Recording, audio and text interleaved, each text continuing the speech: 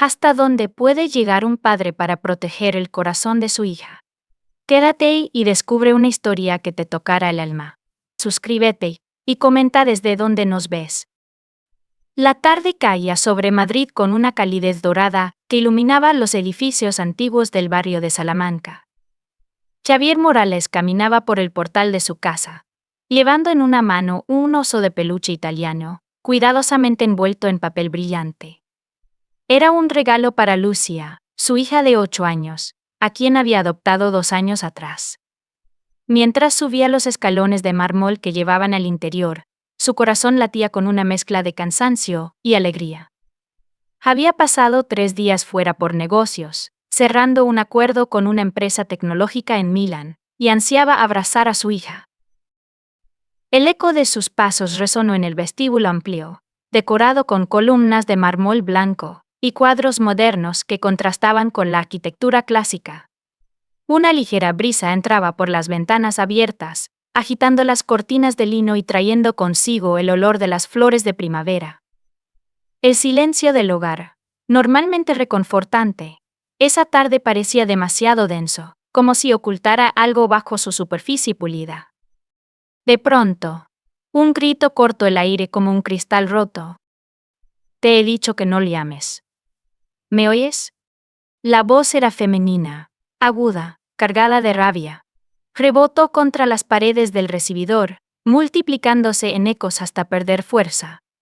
Xavier se quedó inmóvil un segundo, con el oso aún apretado en su mano. Su mirada se oscureció.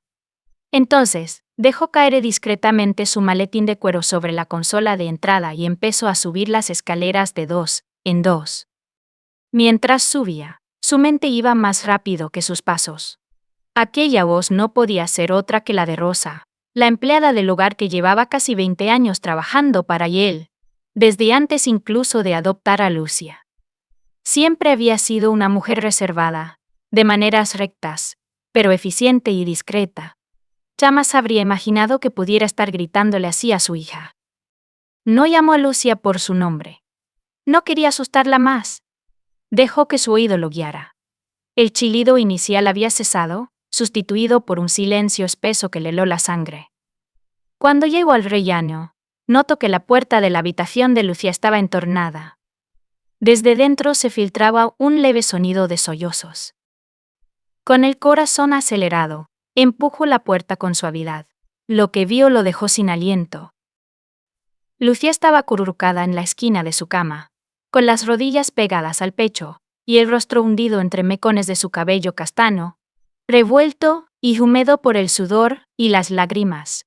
Sujetaba con fuerza su conejo de peluche, un muñeco blanco con orejas largas que empezaba a mostrar manchas de uso en la tela. Su respiración era temblorosa, y cada tanto se escuchaba un pequeño sollozo que parecía escaparse de su garganta pese a su esfuerzo por contenerlo. Frente a ella, de pie, estaba Rosa, con los brazos cruzados, el rostro enrojecido y los labios tensos. Su voz, cuando volvió a hablar, salió cargada de veneno. «Tú no perteneces aquí. ¿Sabes eso?», le espetó a la Nina. «Ninas como tú no viven en casa así. No eres su hija. Eres solo un proyecto, una obra de caridad para que le quede bien delante de los demás. Pronto se cansará de fingir. Y entonces, te mandará de vuelta, como hacen todos». Lucia soltó un gemido ahogado, y se encogió todavía más sobre la cama. Rosa dio un paso adelante, como si quisiera aplastar con su mera presencia cualquier atisbo de defensa. «¿De verdad crees que eres su hija?», prosiguió Rosa, bajando el tono pero con más dureza. «Él no te quiere. Eres solo un trofeo para lucirse, para que la gente piense que es un buen hombre. Pero cuando ya no le sirvas, te quedarás sola». En ese momento, Xavier reaccionó. Durante una fracción de segundo, sintió como el mundo se tambaleaba bajo sus pies. Después, la furia lo impulsó a entrar en la habitación. Su voz sonó fría, baja, pero tan afilada como un cuchillo. «Rosa, ¿qué estás haciendo?». Rosa se giró tan rápido que casi pierde el equilibrio. Su rostro se volvió de un blanco mortecino, Tardó un par de segundos en articular palabra. Señor Morales. Yo solo intentaba disciplinarla. Ha sido impertinente. Quería llamar. Disciplinarla. La interrumpió Javier, sin elevar el tono, pero con una dureza que helaba la habitación. Así. Humillándola. Gritándole que no pertenece aquí. Rosa abrió la boca, pero ningún sonido salió. Bajó la mirada, torciendo las manos. Javier respiró hondo, sintiendo un nudo en la garganta. Luego miró a Lucia, que mantenía sus ojos grandes y enrojecidos fijos en él, como si esperara que desapareciera. El peluche temblaba entre sus manos. Javier avanzó hasta la cama en 2 pasos, y se arrodilló frente a ella. Sin apartar la mirada de Rosa, habló en tono firme. Esa niña es mi hija. Y nadie, absolutamente nadie, tiene derecho a decir lo contrario. Rosa tragó saliva. Hizo un gesto como para replicar, pero Javier levantó una mano cortándola. Lárgate de esta casa ahora mismo. Su voz no subió de volumen, pero cada palabra cayó como una losa. Pero, señor Morales, yo ya llevo aquí casi 20 años, balbuceó Rosa. No me importa si llevas 20 años o 20 días. Te he dicho que te vayas. Ahora mismo. Rosa bajó la cabeza y se giró hacia la puerta. Javier pulsó el interfono que había en la mesita junto a la cama. Antonio, sube a la habitación de Lucia y acompaña a Rosa hasta la puerta para que recoja sus cosas. Y asegúrate de que salga de la casa. Enseguida, señor Morales, respondió la voz grave de Antonio, el jefe de seguridad. Mientras Rosa se retiraba, Lucia permaneció en silencio, apenas respiraba. Parecía intentar hacerse pequeña, invisible, como si temiera que cualquier movimiento pudiera empeorar las cosas. Javier la observó, sintiendo un dolor profundo en el pecho. Cuando por fin la puerta se cerró, Javier posó su mano sobre el hombro de su hija. Lucia dio un respingo, pero no se apartó. Él habló en voz baja, casi un susurro. Mi vida. Estoy aquí. Nadie va a mandarte a ningún sitio. Nadie puede decirte que no perteneces a este hogar. Eres mi hija. Y siempre lo serás. Lucia lo miró entonces, con los ojos llenos de lágrimas, y abrió los labios con dificultad. Ella decía, que me mandarías de vuelta, que no soy como tú. Javier sintió que algo se le rompía por dentro. Inspiró hondo, y le acarició la mejilla húmeda. Lucia, escúchame bien. Te elegí. No porque fuera bonito adoptar, ni porque quedara bien ante los demás. Te elegí porque mi vida estaba incompleta sin ti. Es mi hija. Y nada ni nadie cambiara eso jamás. Por un instante, Lucia pareció a punto de derrumbarse en llanto. Luego, soltó el peluche y se arrojó a los brazos de su padre. Javier la abrazó con fuerza, sintiendo como el temblor del cuerpo de la niña le atravesaba hasta los huesos. Permanecieron así, sin decir palabra, hasta que la respiración de Lucia se fue calmando. En ese silencio, Javier comprendió que algo profundo se había quebrado esa tarde. Que el lujo y el éxito no bastaban para proteger lo que más amaba. Que, pese a haberle dado a su hija un hogar lleno de comodidades, había fallado en lo más importante, hacerla sentir segura. La abrazó todavía más fuerte, decidido a no volver a fallar. La mañana siguiente amaneció silenciosa en la casa de Javier Morales. El sol entraba a raudales por las amplias ventanas del dormitorio principal, iluminando las molduras del techo y los muebles de madera oscura. Sin embargo, Javier apenas reparó en nada de eso. Llevaba horas en pie, sin pegar ojo. Había pasado la noche entera junto a la cama de Lucia, velándola mientras dormía. Cada vez que la niña suspiraba o murmuraba algo en sueños, Javier sentía como su corazón latía con un pulso doloroso. Al amanecer, cuando por fin se aseguró de que Lucia dormía tranquila, bajó a la cocina. Allí encontró a Antonio, el jefe de seguridad, esperando discretamente junto a la cafera. «¿Todo bien, señor Morales?», Preguntó Antonio, con tono respetuoso. Javier negó con la cabeza mientras se servía un café negro. No, Antonio. Nada está bien.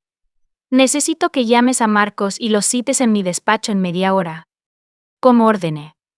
Y... Mientras bebía su café, Javier repasaba mentalmente lo ocurrido la tarde anterior. No dejaba de escuchar las palabras de Rosa, cargadas de desprecio, como si hubieran quedado grabadas en las paredes de la habitación de Lucia. Tú no perteneces aquí. Aquella frase martilleaba su mente con una fuerza brutal. A las 9 en punto, Javier se sentó tras su escritorio, en el despacho. El lugar estaba ordenado, elegante, con estanterías llenas de libros de derecho, economía y tecnología. Pero ahora, aquel espacio que tantas veces había sido su refugio le parecía frío, casi ajeno. Marcos, su asistente personal, entró poco después. Era un hombre meticuloso, siempre vestido con trajes impecables y con una libreta electrónica en la mano. Buenos días, señor Morales. Siéntate, por favor, dijo Javier, sin preámbulos. Tenemos que revisar a fondo a todo el personal de la casa. Marcos parpadeó, sorprendido. A todo el personal. Ocurrió algo más con Rosa. Anoche descubrí algo que me hizo pensar que quizá Rosa no fuera la única. Necesito que me digas quiénes han trabajado aquí estos últimos 2 años, en qué turnos, con quién han tenido trato directo con Lucia, y si ha habido quejas, por pequeñas que sean.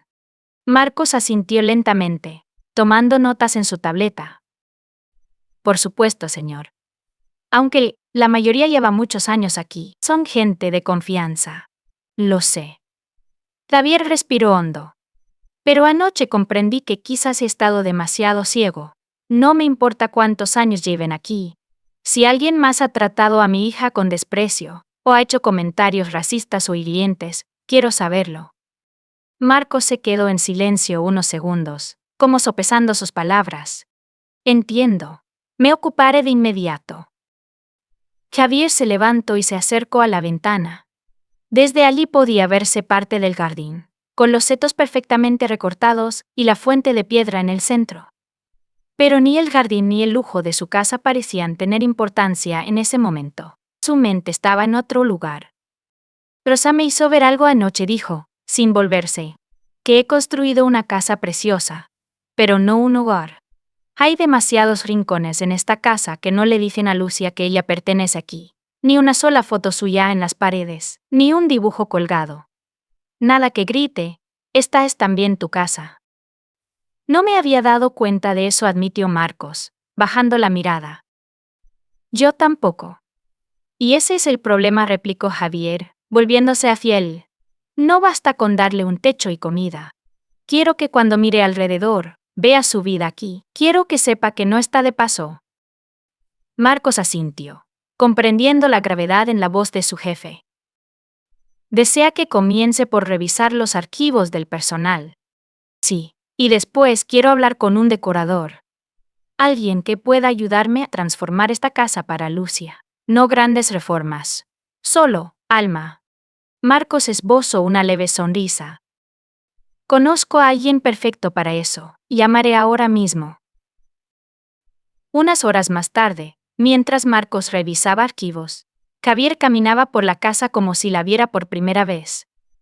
Pasó por el salón principal, con sus sofás de cuero blanco, sus cuadros abstractos, las lámparas de cristal, todo impecable, todo costoso. Pero nada allí hablaba de Lucia.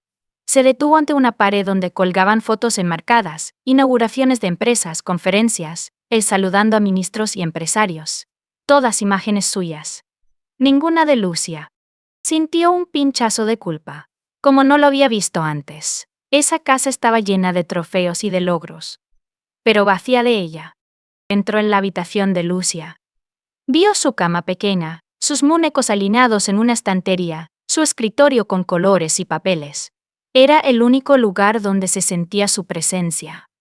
Pero también allí percibía un leve desorden, como si Lucia no se atreviera a extenderse más allá de esos pocos metros. Como si temiera ocupar demasiado espacio. Se sentó en el borde de la cama.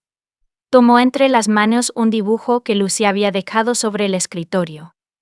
Eran dos figuras de palitos, una alta, otra bajita, ambas dentro de un corazón rojo.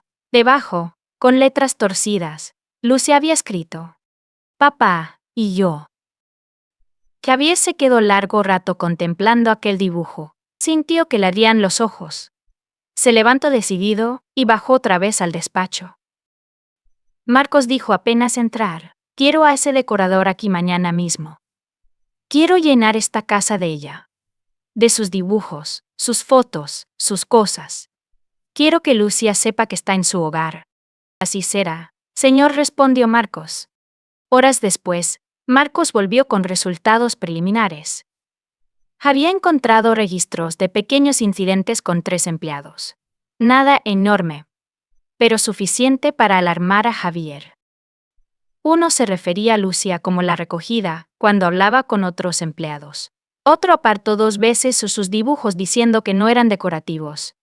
Y una tercera persona ha estado ignorándola deliberadamente, hasta el punto de negarle pequeños favores como un vaso de agua o acompañarla al jardín. Xavier apretó los dientes. Cada palabra le dolía como un golpe. Y que recojan sus cosas. Les pagaremos todo lo que les corresponda, pero no quiero volver a verlos aquí. Marcos asintió en silencio. Sabía que no había discusión posible. Esa noche, Xavier cenó solo. Lucia había preferido acostarse temprano. Mientras recogía la mesa, Xavier miró a su alrededor. Las paredes parecían más desnudas que nunca. De pronto, entendió algo que hasta entonces no había querido admitir. Su casa era hermosa, pero estaba vacía. Vacía de lo único que de verdad importaba. Decidió que al día siguiente, su primer objetivo no sería su empresa ni sus negocios. Sería comenzar a construir un verdadero hogar para su hija. La luz de la tarde se colaba por las persianas del cuarto de Lucia, pintando rayas doradas sobre el suelo de madera. Hacía apenas 2 días que Rosa se había marchado definitivamente de la casa. Xavier había despedido también a los otros 3 empleados que Marcos había identificado. El ambiente en la mansión estaba extraño, casi demasiado tranquilo, como si todos caminaran con cautela sobre hielo fino. Esa tarde, Xavier subió a la habitación de Lucia para llevarle una taza de chocolate caliente y su libro favorito, uno de cuentos clásicos ilustrados. Lucia estaba en el baño, cepillándose los dientes, tarareando una pequeña melodía. Xavier, aprovechando que no estaba en la cama, decidió arreglar las sábanas y esponjar las almohadas. Fue entonces cuando, al mover la almohada, algo cayó al suelo con un leve susurro de papel. Se agachó y recogió el pequeño papel doblado. Estaba arrugado, con esquinas dobladas y algunas manchas de tinta morada. Al abrirlo, el corazón de Xavier se detuvo por un instante. Ali, con letra infantil, estaba escrito: cosas que no debo hacer. One. Hablar alto. Tú. Tocar las paredes. Fi. Hacer muchas preguntas. Four. Comer la última galeta. 5. Llamar a papá cuando está fuera. 6. Llorar.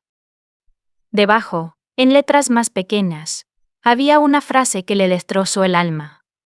Si rompo estas reglas, ella puede volver y papá puede irse.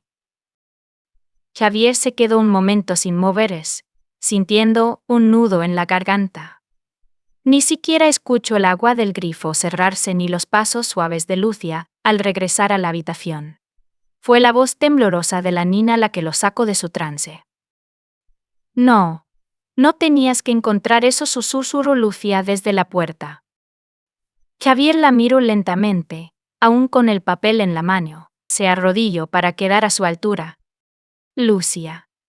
¿Quién te dijo que tenías que seguir estas reglas? Lucia bajó la mirada. Sus dedos se retorcían sobre el dobladillo de su pijama rosa. Rosa, respondió apenas audible. Me hacía repetirlas cada mañana antes de ir al cole. Decía que si no las cumplía, tú te enfadarías. Que si te llamaba cuando estabas trabajando, te molestaría. Que si hablaba alto, te daría vergüenza de mí. Xavier sintió que algo se quebraba en su interior. Tomó aire con dificultad y dejó el papel sobre la mesita de noche. Luego sujetó suavemente las manos de Lucia. Escúchame bien, mi vida. Ninguna de esas reglas es real, ninguna. Tú puedes hablar, puedes llorar. Puedes llamarme cuando quieras. No tienes que ganarte mi amor. Es tuyo, siempre ha sido tuyo. Lucia levantó los ojos húmedos. Pero, ella decía que si hacía ruido, me mandarías de vuelta. Más. La voz de Javier tembló, aunque procuro que sonara firme. No importa lo que digas o lo que hagas. No hay nada que puedas hacer para que yo deje de ser tu papá. Te quiero porque existes, Lucia, no porque seas perfecta ni porque estés callada. La niña soltó un pequeño sollozo y se abrazó a su padre con fuerza, como si temiera que él desapareciera.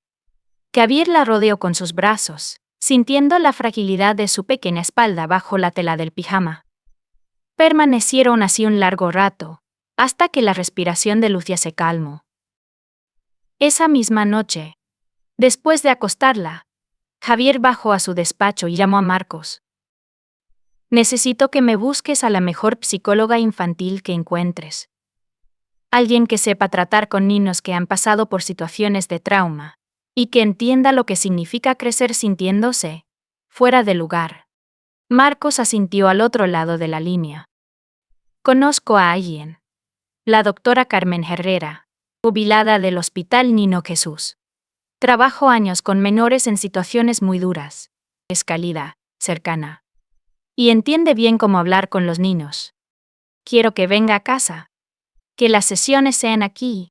No quiero que Lucía sienta que algo está mal en ella por tener que ir a un despacho frío. Entiendo, señor. La llamaré mañana mismo. 2 días después, la doctora Carmen Herrera apareció en la casa. Una mujer de 60 y tantos años, con el pelo recogido en un mono y mechones platados que brillaban bajo la luz. Su voz era suave, casi musical, y sus ojos estaban llenos de una calidez que puso a Javier inmediatamente en confianza. La primera sesión se hizo en la cocina, sentadas ella y Lucia frente a frente, con una bandeja de galetas y té. No hubo preguntas clínicas ni notas en libretas. Carmen empezó contándole a Lucia historias de cuando era niña, cómo se cayó de un árbol y se rompió el brazo, o de su perro llamado Curro, que ladraba mucho pero nunca mordía. Al principio, Lucia solo la miraba con ojos enormes, en silencio. Pero poco a poco, empezó a sonreír tímidamente. Incluso se rió bajito cuando Carmen imitó el ladrido de Curro. Al tercer encuentro, Carmen llevó papeles y lápices de colores. Le pidió a Lucia que dibujara cómo se sentía en casa. Lucia pintó un león pequeño, sentado al lado de un hombre alto con corbata. ¿Quién es este?, preguntó Carmen. Soy yo, respondió Lucia señalando el leoncito. Y él es papá. Nadie. ¿Y por qué el león parece asustado? Lucia bajó la voz. Porque a veces tiene miedo. Pero sigue siendo fuerte. Esa noche, cuando Carmen se fue, Javier se sentó en el sofá del salón, con la mente revuelta. Carmen le había dicho antes de marcharse. Lucia está empezando a sanar. Pero sigue llevando miedo dentro, miedo que todavía no sabe cómo nombrar. Y tú, Javier, llevas algo diferente, culpa, y si no la reconoces, ella pensará que es por su culpa. Esas palabras lo persiguieron hasta entrada la madrugada. Al día siguiente, Javier tomó una decisión, llamó a Marcos y le ordenó. Quiero que llames a un decorador. Quiero que empiece a transformar la casa. Quiero fotos de Lucia, sus dibujos, sus cosas. Esta casa va a decirle todos los días que pertenece aquí. Marcos asintió, tomando notas. Javier colgó, y, por primera vez en días, se sintió ligeramente más ligero. Sabía que el camino sería largo. Pero también sabía que, paso a paso, iba a devolverle a su hija la certeza de que estaba a salvo. Los días empezaron a fluir con una serenidad desconocida en la casa de Javier Morales. Poco a poco, la atmósfera se iba transformando. La decoradora, una mujer llamada Elena Villalobos, Llegó a la mansión con muestras de telas suaves, marcos de madera clara y cajas para organizar dibujos y fotos. Con su ayuda, las paredes blancas comenzaron a llenarse de color y vida. En el salón, sobre la chimenea, colgaron el primer cuadro de Lucia, un dibujo lleno de manchas de colores y letras torcidas que decía mi casa. En el pasillo, Javier mandó instalar un medidor de altura de madera, donde marcó la estatura de Lucia con la fecha de cada año. La niña, al verlo, se quedó parada frente a él, tocando las marcas con la punta de sus dedos como si estuviera comprobando que eran reales. Una tarde, mientras Lucia estaba en su habitación coloreando, Javier recibió una llamada que lo sobresaltó. Marcos, con voz cautelosa, le informó que una conocida influencer y comentarista de contenido sensacionalista, Laia Brenner, había publicado un vídeo insinuando que Javier había adaptado a Lucia solo como estrategia de marketing para limpiar su imagen pública. Está empezando a circular, explicó Marcos. No ha explotado todavía, pero si lo toman medios grandes podría ser un escándalo. Javier sintió la sangre hervirle en las venas. Pero en lugar de gritar o soltar improperios, cerró los ojos y respiró hondo. Había aprendido algo en las últimas semanas. Reaccionar con furia no ayudaba a Lucia. No vamos a demandarla todavía, dijo finalmente. Pero vamos a responder. A nuestra manera. ¿Nuestra manera? Sí. Quiero que traigas a nuestro equipo de vídeo. Nada de publicidad ni discursos. Solo quiero que Lucia y yo hablemos. Que la gente vea quiénes somos de verdad. 2 días después, un pequeño equipo de grabación llegó a la casa. Montaron luces suaves en el salón, frente a un sofá donde Javier y Lucia se sentaron uno al lado del otro. Ella vestía su camiseta favorita, la que decía "Soy la jefa", mientras Javier llevaba una camisa sencilla y vaqueros. No querían parecer figuras inalcanzables. Querían mostrarse como lo que eran, padre e hija. La directora de vídeo habló con voz dulce. Solo respondan a una pregunta. ¿Qué es lo que más aman el uno del otro? Lucia fue la primera en contestar. Sus ojos brillaban, aunque su voz salió suave. Me gusta que papá siempre me escucha, aunque yo hable mucho, y huele a café y a seguridad. Javier tragó saliva, conteniendo la emoción. Yo amo que Lucia me recuerda quién soy, y que es más valiente que la mayoría de las personas que conozco, aunque sea pequeña. Fue un vídeo breve, sin música ni efectos, solo ellos dos, conversando, sonriendo. Lo subieron discretamente a la página de la Fundación Morales. Y la respuesta fue inmediata. En menos de un día, el vídeo superó las 200.000 visualizaciones. Para la mañana siguiente, tenía más de 1 millón. Los comentarios inundaron la publicación. Desde madres adoptivas agradecidas hasta desconocidos que confesaban haber llorado viendo a Lucia hablar con tanta dulzura y confianza. Una mujer escribió: Soy vecina vuestra, a solo 3 calles. No conocía vuestra historia. Si Lucia alguna vez quiere venir a jugar con mi hija, será un honor. Javier mostró el comentario a Lucia. Ella sonrió tímida, pero con un destello de ilusión en los ojos.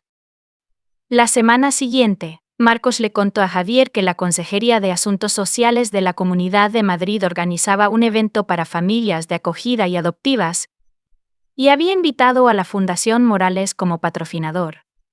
Pero, además, querían saber si Javier estaría dispuesto a hablar. Dicen que sería inspirador que compartieras tu experiencia, explicó Marcos. Javier se quedó pensativo. Hasta hacía poco, la idea de exponer su vida personal le habría parecido impensable. Pero algo había cambiado en él. Había comprendido que su historia no era solo suya, que podía servir para otros. Acepto, dijo con decisión. Pero solo si Lucia también quiere hablar. Cuando le contó a Lucia, ella lo miró con los ojos muy abiertos. ¿Yo? Dijo con un hilo de voz. No tienes que hacerlo, si no quieres, le aseguró Javier. Pero creo que podrías ayudar a otros niños que se sienten como tú te sentías antes. Lucia bajó la mirada. Jugaba con el borde de su sudadera. ¿Puedo pensarlo? ¿Puedo pensarlo? Claro, cielo. Tómate el tiempo que necesites. Esa misma noche, cuando Javier fue a arroparla, Lucia le susurró. Papá, quiero decir algo. Aunque sea poquito. Javier sintió un orgullo inmenso. El día del evento, el auditorio estaba lleno de familias, trabajadores sociales, psicólogos. Lucía llevaba un vestido sencillo, estampado con flores amarillas, y sus zapatillas favoritas. Llevaba también su peluche de león dentro de la mochila, por si necesitaba valentía. Javier habló primero. Contó cómo había adoptado a Lucía, cómo había creído que con dinero y una casa bonita bastaba, y cómo había aprendido, a base de dolor, que lo que un hijo necesita es sentirse visto y amado. Cuando terminó, colocó su mano sobre el hombro de Lucía. Ella se acercó tímida al micrófono. Hubo un silencio absoluto en la sala. Su voz salió bajita, pero firme. Hola, me llamo Lucia. Antes pensaba que tenía que estar callada para estar segura. Pero ahora sé que puedo hablar. Y que, cuando alguien escucha, las cosas pueden cambiar. Se detuvo un segundo, respirando hondo. No recuerdo todo lo malo, pero sí recuerdo cómo me hacía sentir, como si yo no importara. Pero ahora tengo un papá que me dice que sí importo, y una doctora que me ayuda a hablar, y quiero que otros niños sepan que no están rotos. Hubo un segundo de silencio antes de que estallaran los aplausos, algunos de pie, muchos con lágrimas en los ojos. Javier abrazó a su hija sobre el escenario, conteniendo la emoción. En ese momento, comprendió que la voz de Lucia, esa voz que antes estaba sepultada bajo el miedo, se había convertido en algo poderoso. Y que, al dejarla brillar, ella no solo se estaba sanando a sí misma, sino que estaba abriendo caminos para otros. Esa noche, de regreso a casa, Lucia le dijo en el coche: Papá, quiero escribir un libro. Para contar cómo aprendí a hablar otra vez, no gritar. Hablar. Javier sonrió mientras la miraba por el retrovisor. Ese es un libro que yo compraría el primero. Lucia rió bajito. Tienes que comprarlo. Vas a salir en él. Javier soltó una carcajada suave mientras conducía bajo las luces de Madrid. Y en ese instante, supo que, paso a paso, estaban construyendo no solo un hogar, sino algo mucho más grande, un lugar donde la voz de Lucia siempre sería escuchada. La primavera había florecido en Madrid con un sol suave y cielos despejados. En el jardín trasero de la casa Morales, el aire a tierra recién removida, y a hojas tiernas. Javier y Lucía estaban de rodillas, junto a un hoyo excavado en el césped. A un lado, un joven roble, aún delgado pero con hojas verdes vibrantes, esperaba para ser plantado. Lucía sostenía entre sus manos una pequeña etiqueta de plástico que leía Quercus Robur, símbolo de fuerza y perseverancia. La leía en voz baja, una y otra vez, como si quisiera memorizar cada letra. «¿Es como el árbol al que te subías de pequeño?», preguntó Lucía, mirando a su padre. Javier se rió, esparciendo tierra con la pala. «No exactamente. El mío era retorcido y tenía una cuerda de columpio que estaba a punto de romperse siempre. Casi me parto la cabeza más de una vez». Lucía soltó una carcajada breve, y el sonido llenó el aire primaveral. «Este va a ser más recto y más bonito», declaró con seguridad. Entre ambos, colocaron con cuidado el roble en el hoyo. Lucía lo sostuvo firme mientras Javier cubría las raíces con tierra húmeda. Cuando terminaron, se apartaron unos pasos para admirar su trabajo. El joven árbol se alzaba hacia el cielo, con sus ramas aún finas balanceándose en la brisa. «Vamos a verlo crecer», dijo Javier, respirando hondo, año tras año, igual que nosotros. Lucía lo miró con una mezcla de curiosidad y seriedad. «¿Crecerá todavía cuando yo sea mayor?», preguntó. «Sí», respondió Javier con certeza. «Quizá incluso cuando tengas hijos. Estar aquí para recordarte que todo lo fuerte empieza pequeño». Lucía guardó silencio un momento. Luego, bajó la mirada. Papá, ¿tú crees que las personas que me hicieron daño se sienten mal ahora? Javier se quedó quieto, con las manos aún manchadas de tierra. Le tomó unos segundos responder. No lo sé, cariño. Algunos tal vez sí, otros. Quizá no. Pero lo importante no es lo que sientan ellos. Lo importante es que no cargues con la vergüenza que es de ellos. Eso no te pertenece. Nunca. Lucía lo observó con ojos grandes, conteniendo un brillo húmedo en las pestañas. Antes pensaba que llorar era difícil de querer en murmuro. Javier sintió como se le hacía un nudo en la garganta. Se agachó hasta quedar a su altura. Le tomó el rostro entre las manos y susurró. Tú eres lo más fácil de querer tenido en mi vida. Eres mi hija. Mi familia. Mi casa está donde estés tú. Lucía se lanzó a abrazarlo. Permanecieron así, bajo el cielo azul, mientras el viento agitaba suavemente las hojas nuevas del roble. Pocos días después, Javier recibió una llamada inesperada del Departamento de Servicios Sociales.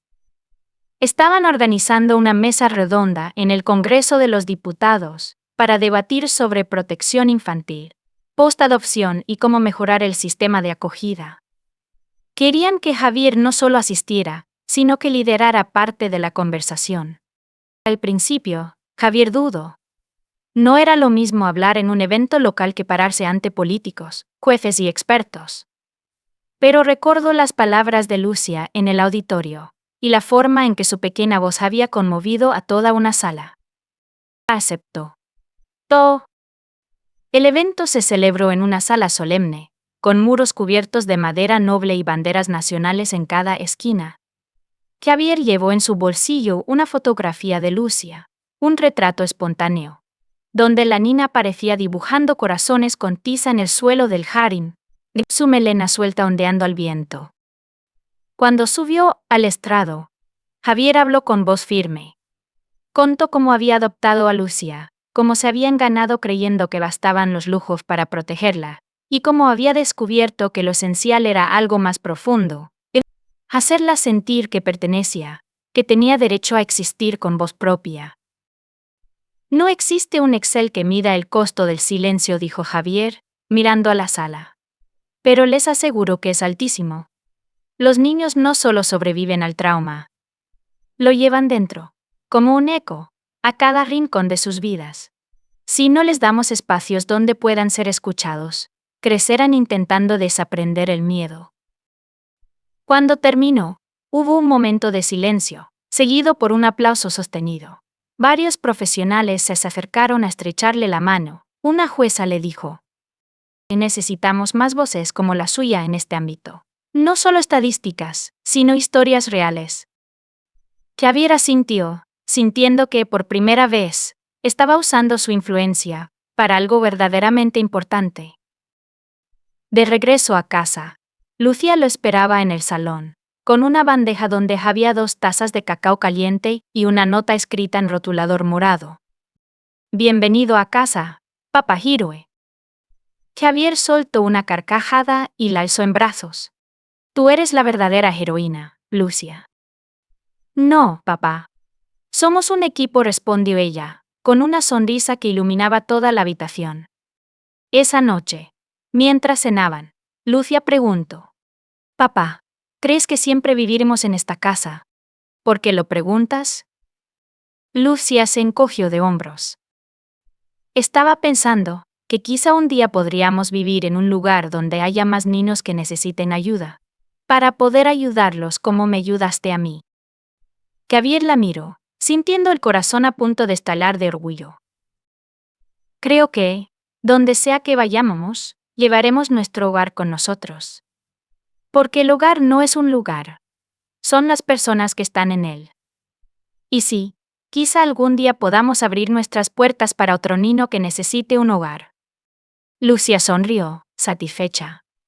Y en ese instante, Javier supo que su hija no solo había aprendido a hablar, había aprendido a liderar, a mirar hacia adelante. Semanas después, durante una tranquila mañana de domingo, Lucía estaba en el salón, sentada en el suelo, hilando cuentas de colores en un hilo de nylon.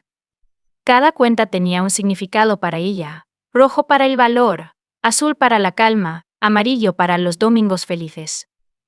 Javier se sentó a su lado. ¿Qué estás haciendo? Un brazalete, respondió ella. Para la doctora Carmen, le gusta el color verde. Javier sonrió. Observó cómo su hija seleccionaba cuidadosamente cada color, pensando en lo que representaba. En ese pequeño gesto, vio reflejado todo el camino recorrido, el silencio roto, el miedo vencido, y el inicio de una nueva etapa. Lucía levantó la vista y preguntó: «Papá, ¿tú crees que las casas tienen corazón?» Javier pensó un segundo. Sí, pero solo si viven en ellas las personas adecuadas. Lucía asintió, como si hubiera comprendido algo importante. Entonces, creo que esta casa ya tiene corazón. Javier la abrazó y miró por la ventana, donde el joven roble, plantado hacía pocas semanas, se mecían suavemente bajo la brisa primaveral. Supo que el árbol crecería fuerte, igual que Lucía, y que, pase lo que pase, ahora sí, tenían un hogar de verdad. Hay historias que nos recuerdan que el hogar se construye con amor. Gracias por vernos. Dinos desde dónde nos ves, dale like y suscríbete para más relatos que inspiran.